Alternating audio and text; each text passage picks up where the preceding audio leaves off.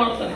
ನೋಡಿ 2 ಮೀನು 5 ರೊಟ್ಟಿ ಎಷ್ಟಾಗ್ಬಿಟ್ಟು ಅವು ತುಂಬಿ ಎಲ್ಲರೂ ತೃಪ್ತರಾಗಿ ಇನ್ನೇನಾದ್ರು ಎಷ್ಟು ಉಳಿದು 12 ಪುಟ್ಟಿ 12 ಪುಟ್ಟಿಗಳು ಉಳಿದು ಅಂತ.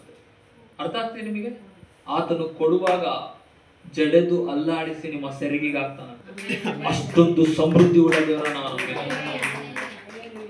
ಅರ್ಥ ಇದೆ ನಿಮಗೆ? ಅದು ಅಂತ ಕಾರ್ಯಗಳನ್ನ ಮಾಡ್ತಾನೆ ಯೇಸು ಸ್ವಾಮಿ. ಅದಕ್ಕೆ ನಾನು ಏನ್ ಹೇಳ್ತೀನಿ ಅಂದ್ರೆ, ಅಭಿಷೇಕ ನಿಮ್ಮಲ್ಲಿ ಕೆಲಸ ಮಾಡುತ್ತೆ. ಎಷ್ಟು ಮಂದಿ ನಮ್ಮಲ್ಲಿ ಅಭಿಷೇಕ ಇದೆ ಅನ್ಕೊಂತ ಇದೆ? ಅರ್ಥ ಆಯ್ತಾ?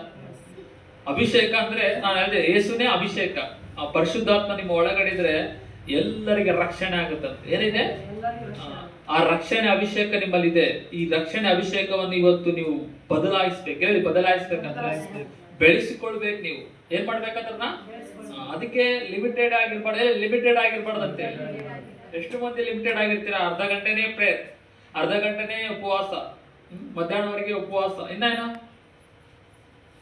10 ನಿಮಿಷ ಪ್ರೇಯರ್, ಸಭೆಗೆ ಒಂದೇ, ಸಂಡೇ ಒಂದೇ ಸಭೆಗೆ. ಹೌದಾ? ಹೇಳಿ, ಈ ಲಿಮಿಟ್ಗಳನ್ನ ಬ್ರೇಕ್ ಮಾಡಂತೇಳಿ. ಈ ಲಿಮಿಟ್ಗಳನ್ನ ಬ್ರೇಕ್ ಮಾಡಿದಾಗ ಅನ್ಲಿಮಿಟೆಡ್ ಆದ ಆಶೀರ್ವಾದಗಳು ನಿಮ್ಮ ಲೈಫ್.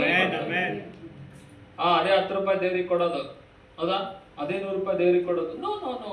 ಹೇಳಿ, ಸ್ವಲ್ಪ ಮುಂದೆ ಬಾ ಅಂತ ಹೇಳಿ. ಆ ಮುಂದೆ ಬಂದು ನೋಡಿ, ದೊಡ್ಡ ಆಶೀರ್ವಾದಗಳು ನಿಮ್ಮ ಲೈಫ್ ಅಲ್ಲಿ ಬರ್ತದೆ. ಓಕೆನಾ? ಏನ್ ಬರ್ತದೆ? ದೊಡ್ಡ ಆಶೀರ್ವಾದ. ಅದಕ್ಕೆ ಅಭಿಷೇಕ ನೀನು ಊಹಿಸಲಾರ್ದಂತ ಕಾರ್ಯಗಳನ್ನ ಮಾಡುತ್ತಂತೆ. ಅದಕ್ಕೆ ಬೈಬಲ್ ಹೇಳುತ್ತೆ ನೋಡಿ,